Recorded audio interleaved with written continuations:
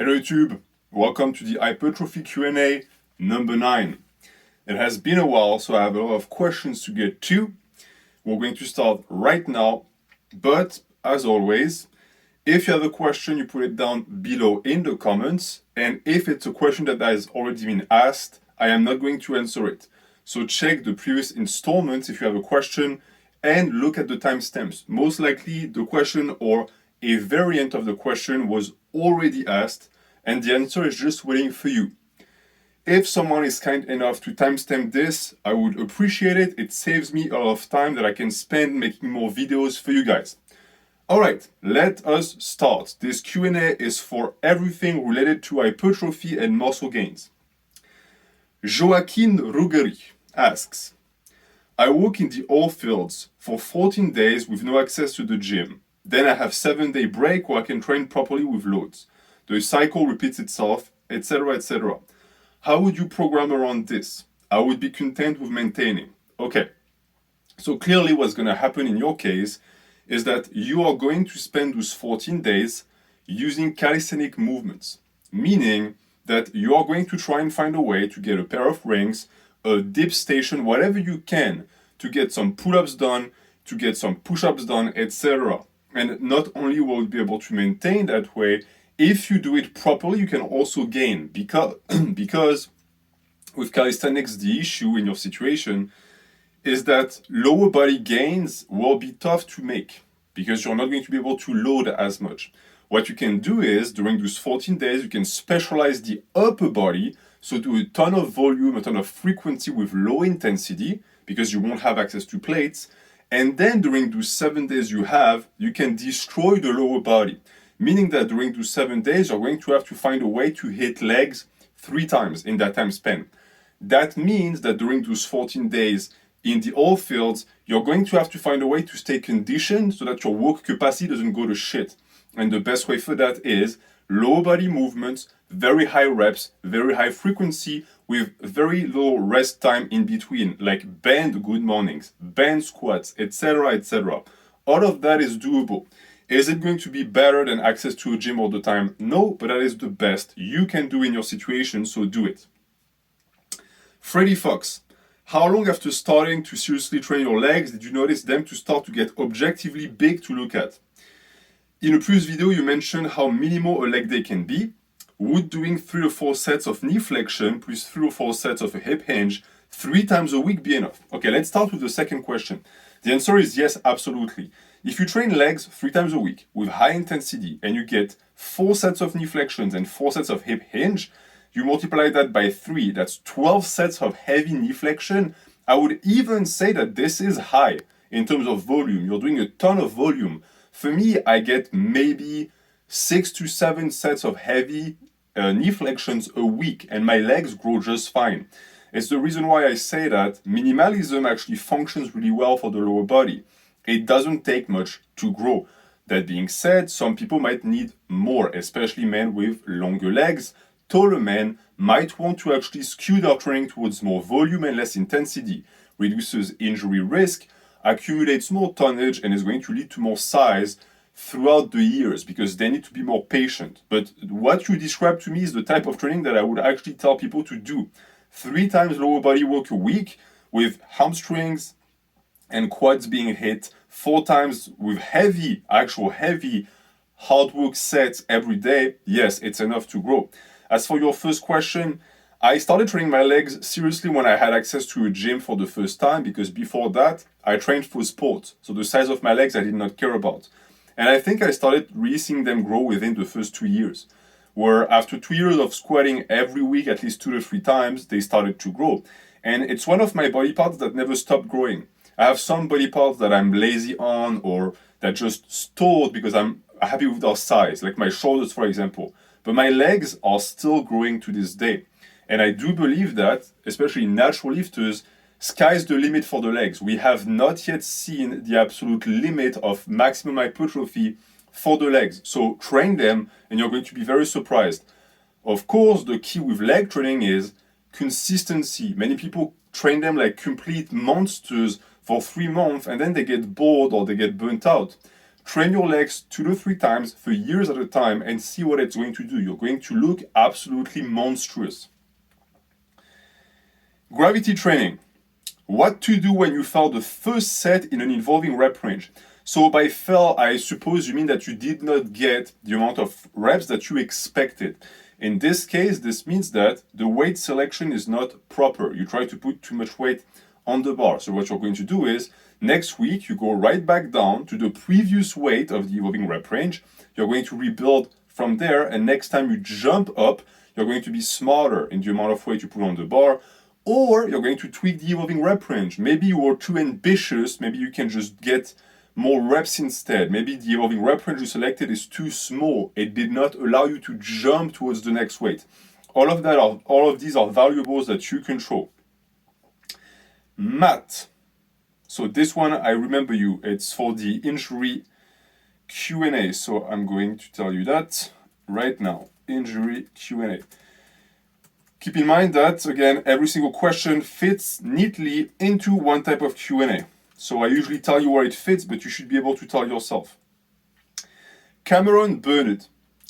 When doing any movement related to shoulders, I find my traps take over, and I barely feel anything in my delts. The result is that I have gorilla traps and relatively small shoulders. Is this a problem in the first place? And if it is there a remedy? Well, Cameron, if you just want massive traps, it's not a problem. But if you actually do want the shoulders to grow, yes, there is a remedy, absolutely. And it's called using variations that take the trap out of the equation. So, for example, for the lateral raise, what I recommend to do is what some people call the Egyptian lateral raise, which is you're going to go and you're going to grab a rack and you're going to allow the body to actually fall so that the torso is not perfectly straight, it's more like this. And from this position with the arm that's here, you're going to do the lateral raise. And you're going to find that it really takes away the ability of the trap to contract and still the work of the medium delt in particular. It's, for me, the reason why I stopped doing lateral raises altogether and why I prefer this variation. As for the overhead press, I don't really see how your traps could take over because the main mover is the delt. So don't worry about that. That's just in your head. Keep doing overhead press. The delts are going to grow. Nano Nazone. Hi. I often skip abs and calves because after doing my lower body, I'm cooked and have no cardio left. Should I train them at the end of my upper body days instead? Okay. So the reason why many people skip abs and calves day is because they do exactly what you do. They put it at the end of the training and they say, oh, I'll get to it at the end, but it's a lie. You're going to deadlift, you're going to squat or bench or whatever, you're going to get the nice juicy stuff done, and then you're just going to go home because training calves and abs is boring. So you have to trick yourself into doing them. There are multiple ways to do that. If you still want to keep them for at the end, what I recommend is put them within a giant set with other exercises that you like to do. For example, if you love training biceps and you like to get a nice pump before you go home, put your calves there, superset the two, that way you don't have an excuse. You want to get your biceps trained, you're going to train your calves, there's no way around it. Another easy way to do that is what you recommend here, doing them on upper body. I train my calves both on lower and upper, but the majority of the volume is done on upper days because I have found that it's the only way for me to never skip. So what I do is I implement calves within supersets of upper body days. So I'll do overhead press, superset by chin-ups, superset by knee raises, supersetted by calves. And after the calves, I go right back down to overhead press. That way, it's non-stop, I don't waste time. And when I train the calves, it gives time for my shoulders to rest. Because if you do it slow and controlled, it'll give you a 2-minute window of time at the end of the giant set where you're not really exerting yourself, it's low cardio, and you'll get it done.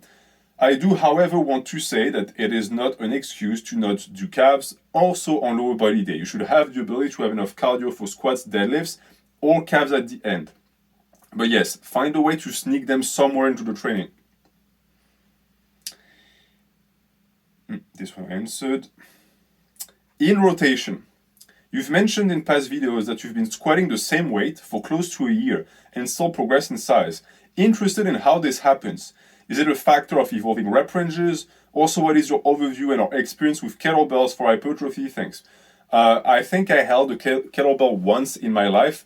and it was to move it away because I wanted to access to the dumbbells. So I have absolutely no experience with kettlebells. I will not be talking about them, but it's a weight.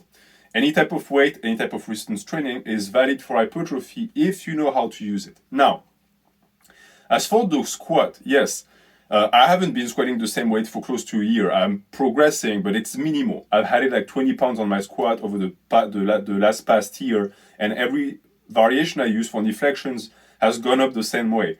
But it's an interesting question because for a lot of people, they will not be able to understand why it's possible for your legs to grow if you never progress in strength. And it's because they don't think about tonnage.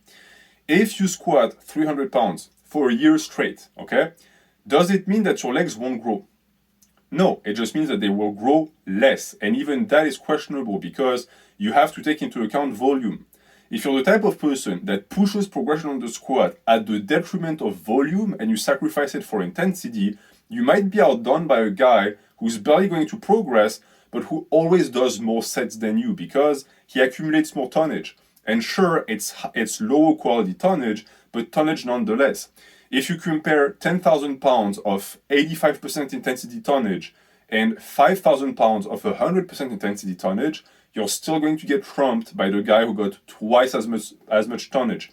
It's the reason why I preach moderance when you train. I preach reps in reserve. It's always better to not go balls to the wall and have the ability to go again in 3 days and do the work again, get the reps again. So in my case, that's the reason why. I'm always getting my squats done, always, with always very high challenging weights. I don't progress super fast, but it's because I get results that way. And evolving rep ranges also play a role in this, you are correct, because they allow me to retake weights and multiply the sets instead of jumping in weights whenever I can. I could jump in weights, but it's not interesting for hypertrophy, at least in my scenario. You still need to progress, of course, because it shows that you're adding muscle, and it also is a good tool in terms of psyche to show that there is progress if the physical visual representation is not immediately evident. I will discuss that when I talk about strength training at some point. Patrick Overt. Hi NH, do you believe in tracking progress on all sets or just the first top set for progression? I track progress on every single thing. Now, it doesn't mean that I progress every single time I do a set. That's the difference. But yes, I know what weight I'm using on every set. I know the rep ranges on every set. I keep track of everything, and you should as well.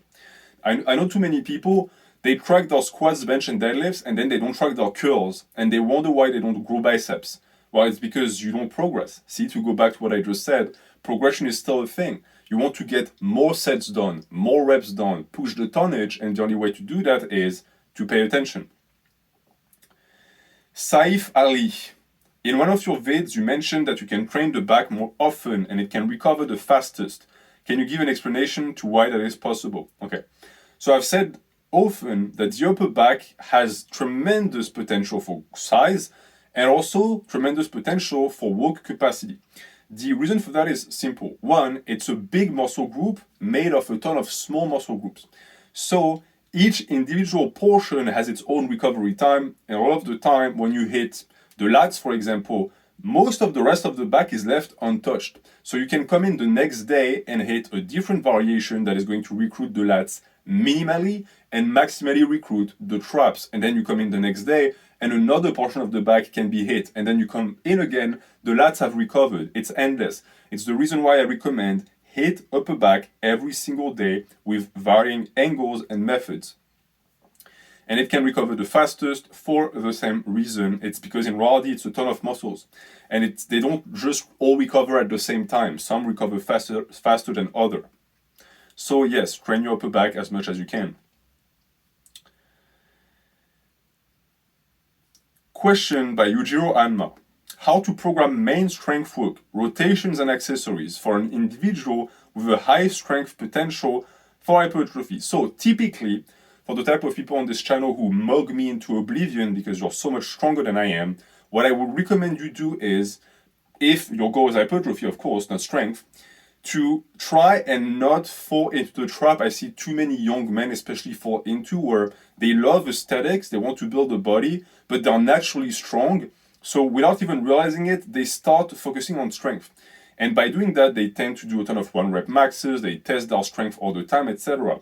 You should showcase patience and utilize your strength potential to multiply the sets and the reps instead of putting weight on the bar. We know you can put weight on the bar, so take it slow, accumulate tonnage, but also keep in mind that because you're so naturally strong, your threshold and your standards for strength correlated to hypertrophy is higher than someone else. So don't let your standards be lowered by people who are not as gifted as you. For you, you might need to get to, 195 overhead press for reps and sets before you get big shoulders. Someone like me, 135 is enough to have big shoulders.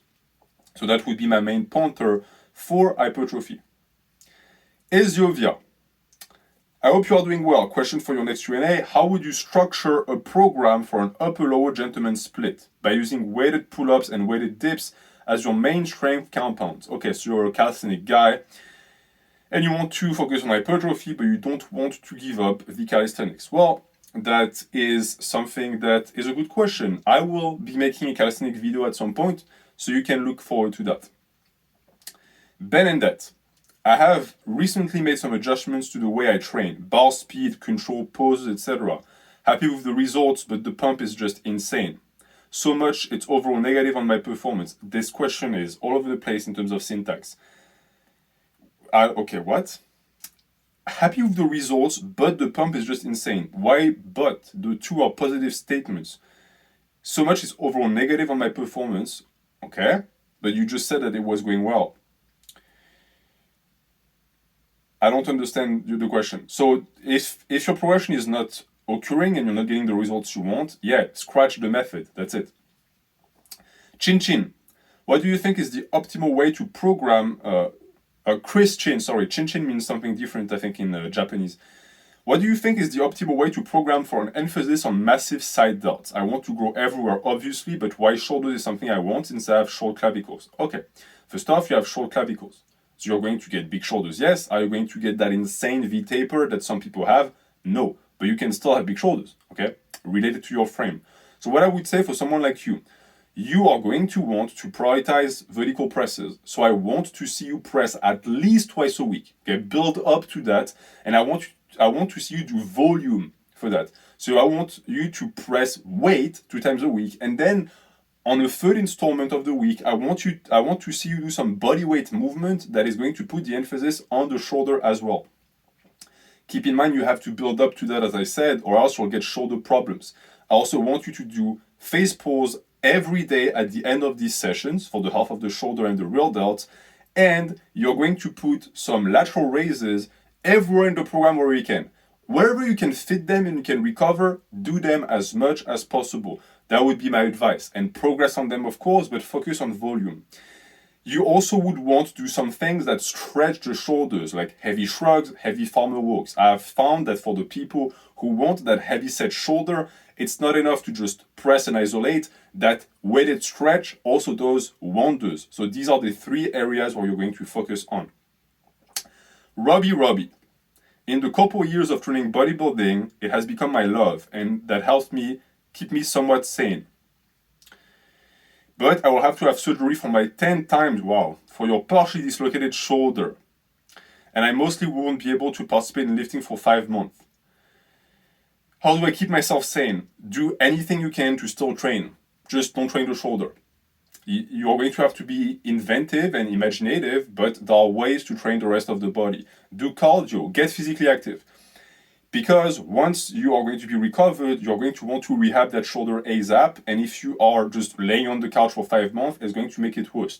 The worst thing you can do after a surgery, unless contraindicated, is to stay sitting, stay dormant like a vegetable. You want to keep the body moving. You want the blood to flow in the body. This is injury Q&A. Injury Q&A. Up. That's not a question. Fabian Thompson. I have weak quads. Squats grow my glutes and adductors much more than my quads. But I really want and need to grow my quads. So I replaced my squat with heel elevated squat as my main leg exercise. It targets the quad much more, but I can move a little less weight, which doesn't matter. you're putting more emphasis on the quads and less on the glutes. So yes, you move less weight, but you're actually working the quads more in that fashion.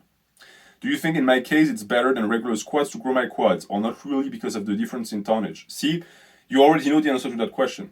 You're asking me, and it's very nice of you, for confirmation, and I will give you that. Yes, you are correct. The heel elevated squat in your position is better, and you already know it, so keep doing them. Listen to your body, right? Your body always knows, and look at the progression. What you will want to do, of course, is to find something else that is also going to grow the quads.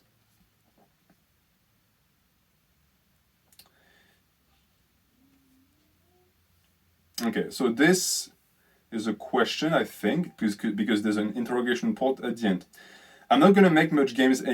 Okay, I know bro splits are frowned upon. I never did them. After years of lifting, as I age and regress in strength and muscle size, which unless you're 65 shouldn't be happening, connective tissue is much harder to recover from after heavy lifting. Wouldn't it make more sense to do bro splits? I'm not going to make much gains anymore, which again, unless you're 70, you shouldn't say that. Yes, you will make gains. That mindset is the reason why you're not progressing. So why hit everything twice a week when the results are practically identical? They won't be, unless you don't know how to train. And with bro splits, I don't end up injured nearly as much. Which, again, bro splits, the issue is that it's the low frequency aspect, but more importantly, it's the junk volume aspect. You're going to just work one muscle group on one day, do 15 sets, and most of these sets do nothing. So if you're going to embrace that mindset, just be minimalistic. Don't do a bro split. Train every single muscle group once a week with a minimal amount of sets. And you might find that this type of high intensity approach might help you recover, and then you can multiply the sets and the frequency again and go back to a normal program. If you got injured all the time and you regress in strength and muscle size, there is an issue with your program or diet. And your solution to that is to go towards bro splits, because bro splits don't really train the muscle as much as they should be trained to progress. So you're jumping into the arms of a system that won't make you progress anymore, but at least doesn't tire you out and doesn't injure you. Well, as I just told you, there is a better solution, and it's called proper programming. Latissimus65. Do you think training major muscle groups with a 3 times a week frequency causes more wear and tear over time and is more likely to result in obvious injuries? Depends. If you do the same exercise all the time, yes. If you squat, back squat, standard style 3 times a week, yes, you're going to have obvious injuries. If you do knee flexion variations, you won't. A major muscle group can be hit 3 times a week. It's just that if you want to do deadlifts 3 times a week, it also won't work. You train the muscle, you don't train the movement. You're not a powerlifter, and even powerlifters are smarter than that. They actually understand that to train the squat, they don't just need to squat. But for bodybuilding, it's even more important than that. You train the quads. Think about it this way. I want to train the quad on that day. What trains the quads? You have a gazillion options. So yes, you can train high frequency and have no injuries. It's commonly said that while the muscle recovers fast, the joints take more time to recover, which, if you train properly with proper form, will not be an issue because most of the fatigue will go towards the muscle. And that the difference in results between frequency is essentially non-existent, which is, again, idiotic. If you train your bicep once a week or twice a week and the volume is multiplied by 3 by the frequency, yes, you will see more results if you can recover. It's just that the difference on the individual level in those two values is minimal. It's 0.02, but multiply that by the 52 weeks of the year, now it's a major difference. And then extrapolate that for 10 years and you'll have someone with small biceps and someone with big biceps. When you think about things like this, especially statistics, you want to have an open, broad view of the question. Don't just look at one data point. This is not how you analyze data. You want to look at the graph in general. And you say that this idea has always held you back from going above 2 times. Your take. My take is that you have preconceived notions about frequency that are disaligning you from progressing. Don't listen to what people say. Try it, and then see if it works or not. If it doesn't, try to fix it. Go around it. That's how you learn. Up. Igor Polacz. I'm having trouble with doing leg movements. My right foot always wants to be in front of the left one when I set up for squats and deads, which might not be a problem. You might just have a leg that's longer than the other, a hip shift, or just an anthropometrical disposition that is going to favor that type of form. Unless you have pain, it's not an issue. Don't worry about that. And you say that because of that, you replace some of your variations with single leg work. What would you recommend for me to do to fix this issue? See if it's an issue in the first place. If it is, squats and deads with low weight so that you can fix the form and reduce the hip shift, and then add weight and continue with the single leg work. It cannot hurt. Saika. Why would we implement evolving sets reps for accessory exercises beyond the main lift of the day? Because it allows for more volume and intensity manipulation.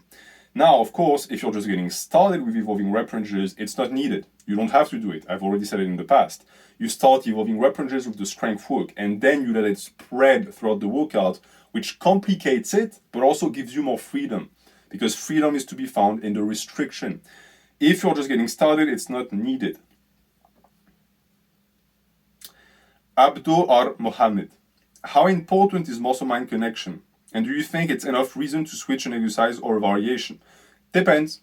If you have two exercises for the legs and one you really felt the quads working and the other you don't, try them both for 3 months and see which one gives you the most progress. If the one with the better connection gives you the most progress, stick to it. If the other does, stick to it. For me, I don't feel squat on my squats. I don't feel my legs, I don't feel my glutes, I feel myself going down and going up. And yet my legs grow like crazy from them. So mind-muscle connection, I've always said, is more something that is going to be important if you struggle to grow the muscle group. If you don't, it doesn't really matter at the end of the day. Supraphysiological androgen receptors. Can you put this in your next Q&A? Yes, you are in it right now. What is a good measurement for the legs for someone who is 6'2"? I'm only 3 months into a novice program, so they're 21 inches right now. My squat is only 225, which is perfectly fine.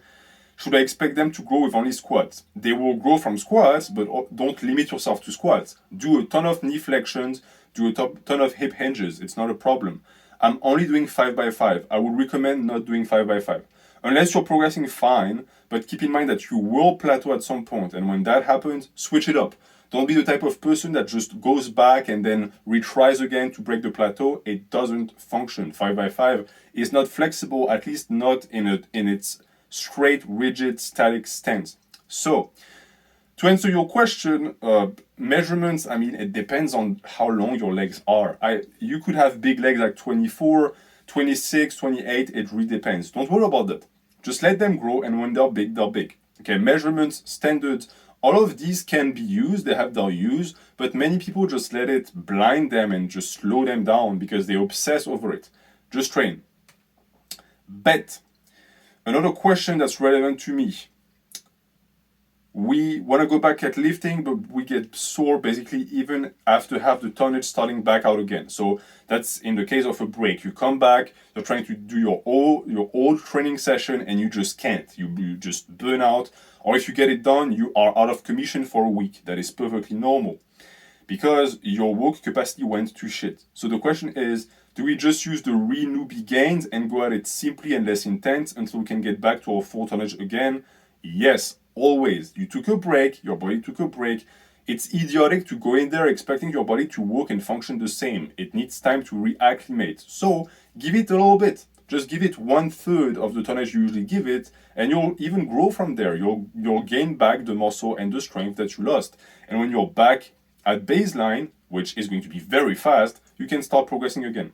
Many people get injured because they try to move the weight and the load they used to lift when they get back. It's stupid.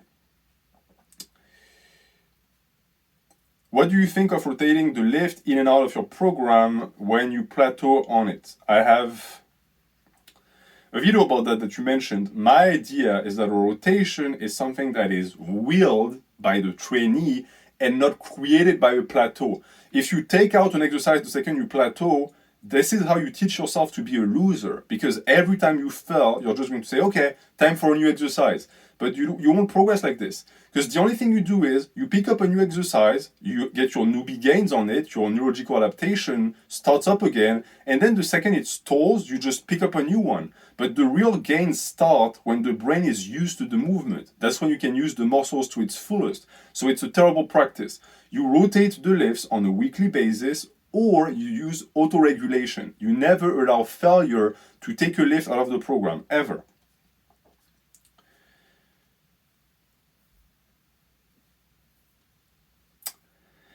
Spooky Hephaestus.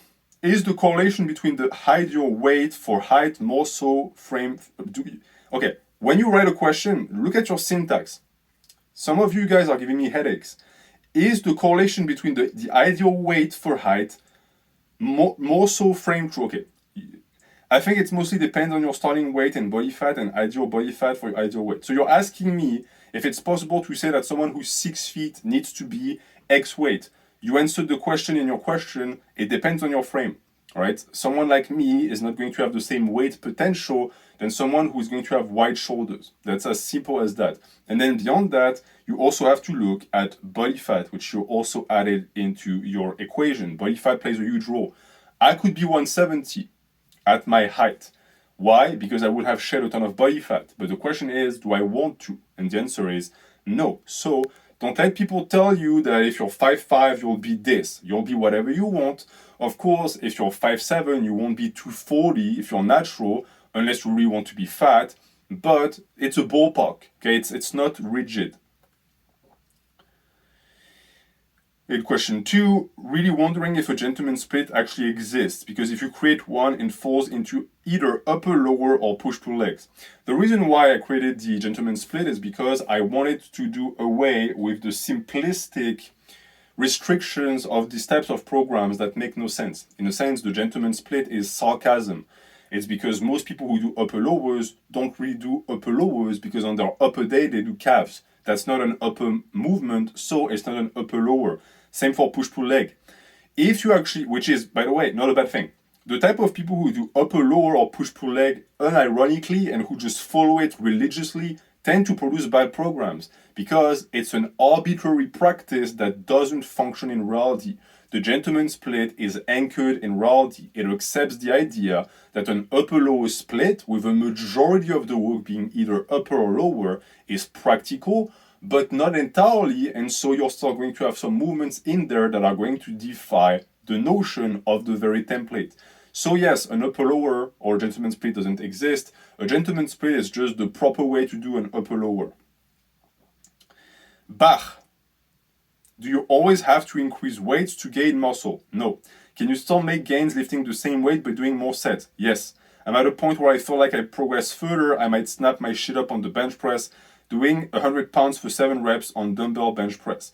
You might be at a point where, yes, you are handling a weight and you see the jump as something that is going to hurt you, as you said. It's a lie you're telling yourself. But if it makes you more comfortable, you are moving a ton of weight right now, so just keep moving the same weight and just multiply the sets, multiply the reps, until you get to a point that is not going to be comfortable anymore, where you're going to do junk volume or repeat too many sets of the same weights, and that is when you go up in weight. Danny Hop. Getting more and more hooked on hypertrophy training, but I still feel attached to my overhead press, which is perfectly fine. It's an hypertrophy movement. Can I still focus on hypertrophy training while keeping those 4 on my program, be it overhead press, bench, squat, deadlift? I train at home. Is that good enough for hypertrophy? Yes, because keep in mind that again, all of these compound movements that are used by powerlifters nowadays used to be utilized by old school bodybuilders to grow. So the question is nonsensical. I'm not saying that to say that it's stupid. It just shows that people now have a black and white view of powerlifting and bodybuilding, or they see them as homogeneous, and it's not the case. We're neighbors, we live in different houses, but we share a similar land. We use similar methods. So a program for hypertrophy focused on these 4 movements is absolutely possible. Actually, most of my programs are like that. Inaki Balsmeda. What do you think about Eric Bugenhagen training method? Look really fun and the guy is big and strong. You think that method is optimal for hypertrophy? No, absolutely not. And also, I've said it in the video where I reviewed his method, the Wisconsin method. He's not big off of that, right? It is something that he uses to push progression, but he does a ton of volume. He's always done a ton of volume. He only shows the 1 rep maxes because it's what's exciting. But if you ask him, he said it in the past, he trains different styles. And he doesn't just do 1 rep max in the morning and then just do nothing else. He's a pro athlete. So he does his 1 rep maxes in the morning, then he does a ton of volume at training style in the gym with other people in the afternoon. So it's a good way to get your strength work done, but it's not enough. You still need more volume. Andrew Films, what's your opinion on doing cardio and weightlifting on the same day from an hypertrophy standpoint? No problem. It doesn't change anything. Cardio doesn't kill gains. It's just that it's not always necessary. But if you like to do it, do it. The only thing that could potentially lower performance is if you train legs and you do a really intense cardio session that involves the legs, in which case just do cardio on upper body days and that way you'll be good. Karim Eltawanzi, the Nippard shrug puts a lot of stress on my lower back. Is there a way to alter my form on the Nippard shrug to avoid lower back limitations? So the issue with the Nippard shrug is that it involves hip flexions. So yes, the lower back is recruited, unlike most shrugs that have you stay very vertical. So in this case, I would say that you can either just do normal shrugs, or you can do seated shrugs, or you can also do something where you get a bench that's inclined like this, like you would do with a Nippard shrug, set it up in the rack one way or the other, stand up with the weight, lay on the bench, and do the shrugs from there. Since you're not going to be using your legs to stabilize, it's going to deload the lower back. So you can give that a try. And then second question, I squat with knees out whenever I try to go narrow to emphasize the quads. I have poor internal rotation. And the only way to squat is to squat like a duck. I feel like this limits my progression on back squats, as opposed to front squats, which I have no problem with. Thoughts is, apparently you're better suited for front squats. So make it your main style. It's as simple as that. Do your front squats, do your post front squats, do your box front squats. You can grow immense tree trunk legs with just front squats for the quads. Andrik Moster. What's up, NH? I have a possible talking point for the next Q&A. Warm-up sets. What are your views on the amount and intensity of actual warm-up sets for different exercises? And how do you yourself warm up? Should warming up accumulate fatigue, and do you count it as tonnage? I count it as tonnage, but not relevant tonnage because it's low intensity. Keeping in mind also that when you do a warm-up set, you're not warm, so the weight immediately feels heavier. So there is a feeling of difficulty, but it's not real. It's artificial. It doesn't really work the muscle. It's important to keep that in mind. So no, they don't count, but they do accumulate fatigue, just minimal fatigue. The warm-up fatigue doesn't really count. It's only important within the day, not the week. So it's the difference between daily and weekly fatigue and accumulation through frequency. The only important part about the fatigue that you get from the warm-up sets is you don't want it to impair your ability to actually perform on heavy sets on that day. As far as the amount, do whatever you want. Just reduce it to as minimal as possible without getting hurt. That's what I do for my warm-up sets. And to warm up, I just do the exercise with less weight. So I start with baby weight, and then I add 20 pounds, 50 pounds, whatever, until I get to my workup set. And I base it off of feelings and the way I feel. EF. What do you think about do sets, 30 second, 1 minute, time and attention? I know you like slow negatives, but you also like low reps. So for example, a set of bench for 6 won't get you to the 30 second mark. What's your opinion on that? So I don't know if it's 30 second, 1 minute for the total set or for one movement. Time and attention is important, but it's overblown in terms of actual potential for hypertrophy, meaning that I preach slow negatives because it usually reinforces proper form, and it also allows you to suffer through the descent, suffer through the muscle lengthening portion. Too many people, they rush down negative, they go as fast as possible because it allows them to move more weight for more reps, but they get less tonnage from it because they speed up the reps. So this is where I come from for that. I just don't want you to over-exaggerate it. There's no point to count to 5 when you do a negative on the bench. Just go slow, position the bar on the chest, and then explode back up. That's what I would say.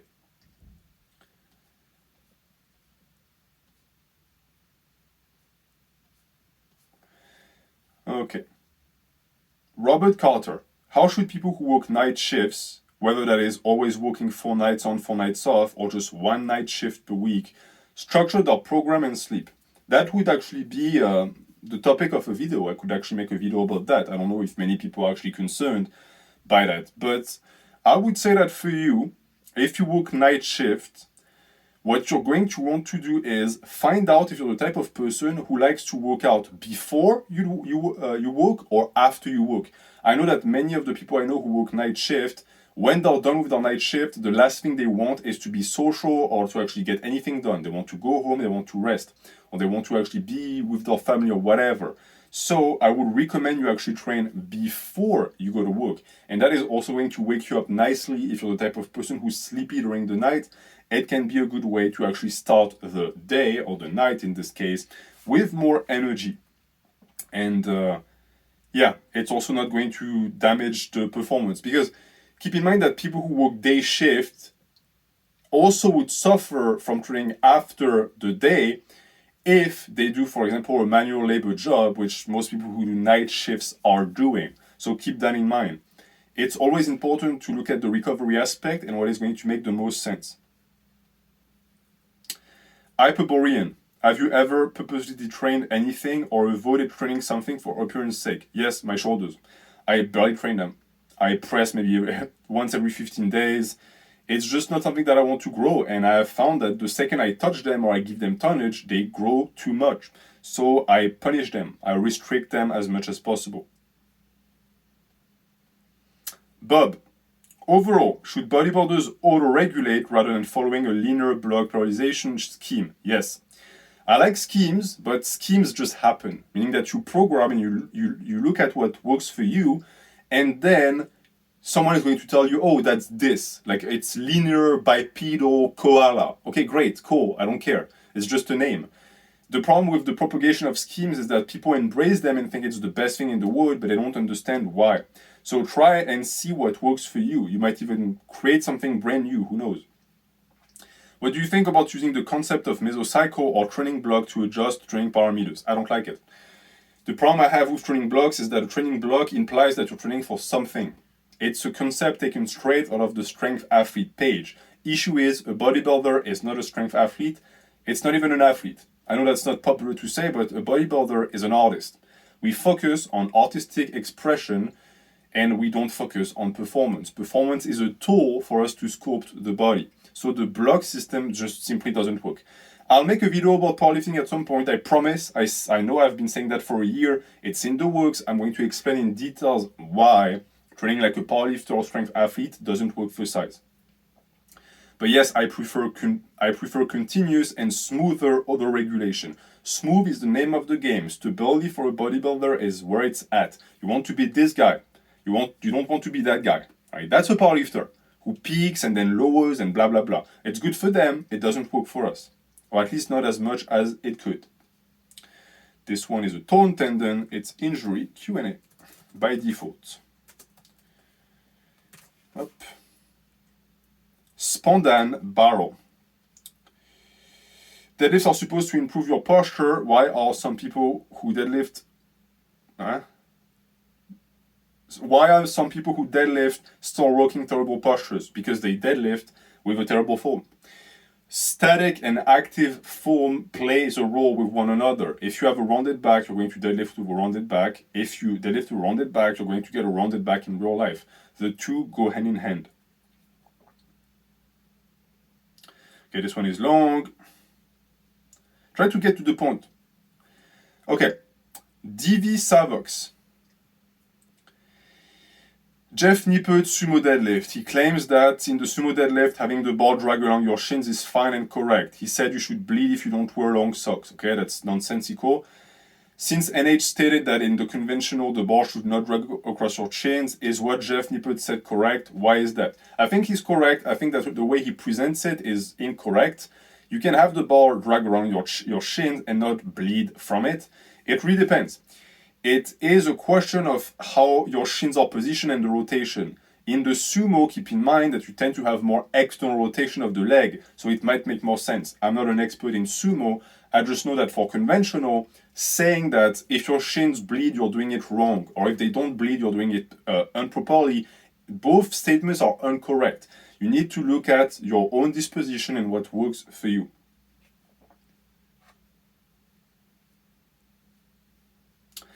Blade strike. You got 7 training videos doing Nippard shrugs, all of them for 15 reps. Why so many reps? Why no evolving rep range? So many reps because it's training the traps, and the traps is a more endurance muscle group, so more reps. Why so many why no evolving rep range? There is an evolving rep range, it's just that I only show my PRs, quote unquote, so my volume PRs, which is always 15 reps on that exercise, because the range is 10 to 15. Alfie is getting stronger, bigger, bad for speed and conditioning and fighting. Should I stretch more to maintain speed? I have a video coming on this topic next Thursday, I believe. Stay tuned. Let me just see how long this is still going. I might actually have to do a part 2. We'll see, maybe not. It's funny because all of the questions that have nothing to do with hypertrophy are downvoted all the way to the bottom. Keep doing that. If someone is not asking a question, just click the thumb down. Not because you hate them or whatever, it's just that it makes it easier for me to actually find the questions, you guys' questions.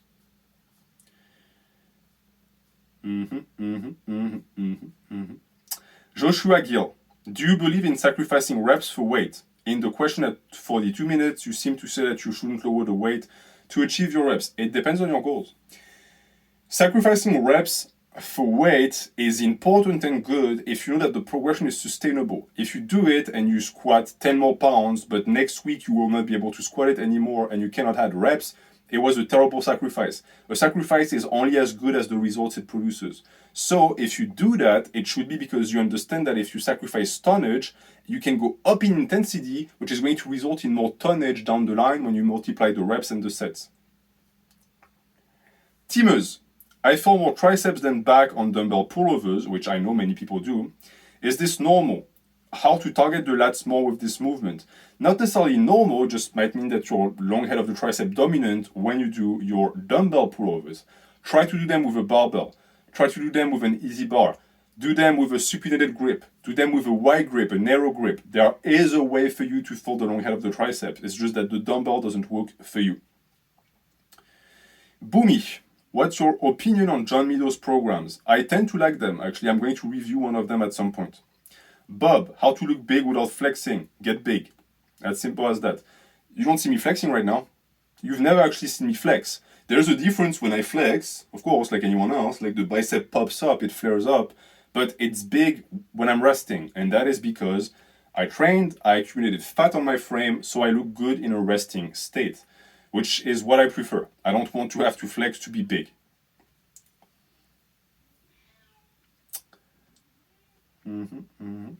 Elena Saluska.